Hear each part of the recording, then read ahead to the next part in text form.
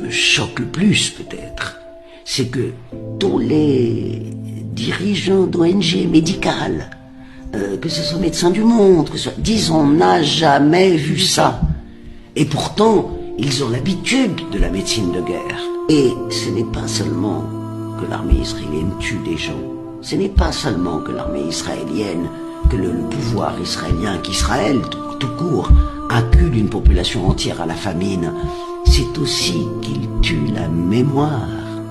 Il bombarde les cimetières, il bombarde les sites archéologiques, il bombarde les sites historiques. La mémoire, c'est tous les sites historiques qui montrent une présence millénaire sur cette terre. Et on a l'impression que les Israéliens veulent faire disparaître toute trace historique non juive de cette région. Ça montre une sorte de négationnisme historique aussi qui m'apparaît extrêmement important. Qu'est-ce que le sionisme? C'est aussi, et peut-être avant tout, un projet colonial. Et d'ailleurs, les fondateurs du sionisme ne le niaient pas.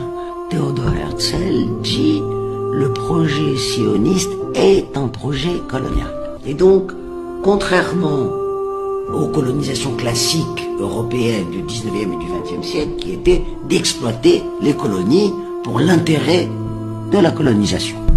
La logique d'Israël n'est pas la même, c'est remplacer un pays par un autre. Les discours aujourd'hui en Israël qui ont carrément des éléments génocidaires. C'est évident. En disant il faut qu'il y ait moins de Palestiniens. Qu'est-ce que ça veut dire il faut qu'il y ait moins de Palestiniens? On va les tuer. Ce que je dis sur ce que fait Israël aujourd'hui à Gaza, c'est crime de guerre évident, crime contre l'humanité évident et élément génocidaire évident. Le voudrait-il qu'ils n'arriveront pas à éliminer les Palestiniens?